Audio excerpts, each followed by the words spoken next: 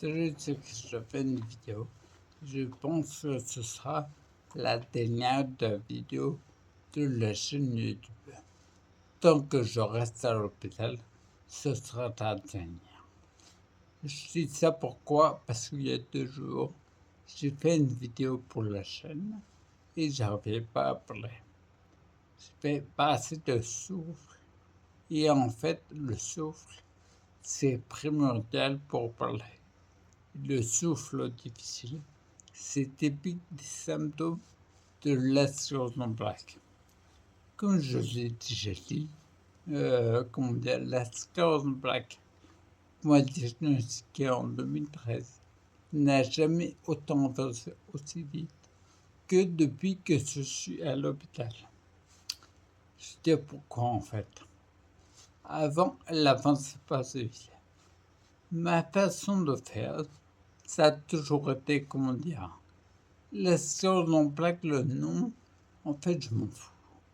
Ce que je regarde, moi, c'est le déséquilibre de santé sous-jacent.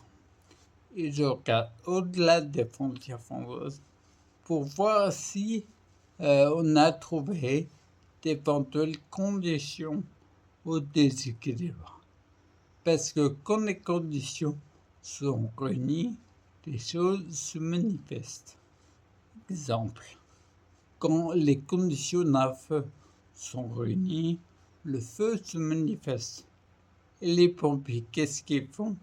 Quand tu es de l'eau partout, ils mouillent de combustible pour réduire les conditions. Et le feu se manifeste moins, voire plus. Donc du coup, moi, j'ai toujours fait le nécessaire pour identifier les conditions et les réduire au maximum. Mais en fait, à l'hôpital, là, je vois, par rapport à tout ce que j'ai appris, qu'il y a plein de conditions qui, à mon sens, ne sont pas forcément bonnes et accentuent les conditions. Ne serait-ce que la nourriture, les tensions dans le corps, ça augmente de façon considérable. Heureusement que je trouve des palliatifs pour réduire la douleur.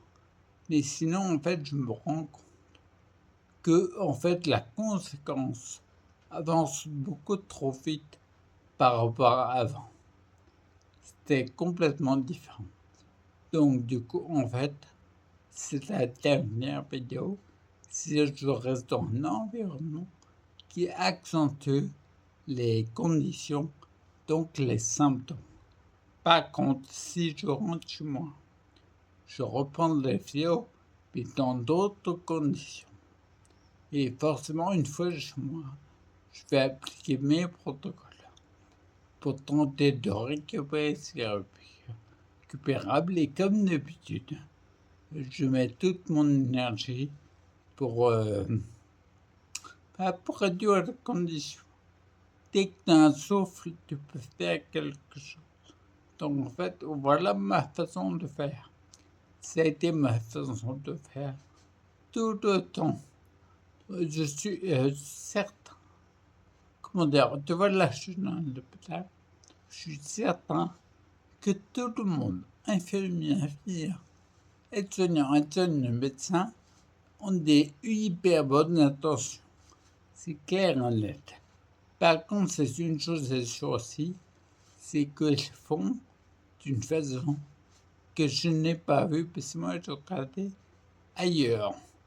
Donc, du coup, la façon de faire, moi, ne m'importe pas. Et la direction que ça prend ne me convient pas. Que si je suis à la maison, je veux faire le chemin que je veux pour ma santé, pour mon physique, pour moi. Voilà, donc du coup, je vais te laisser. Et je souhaite te rester d'accord. Pour ta santé, c'est très important. Puis je te crois, je te dis à bientôt et puis à plus.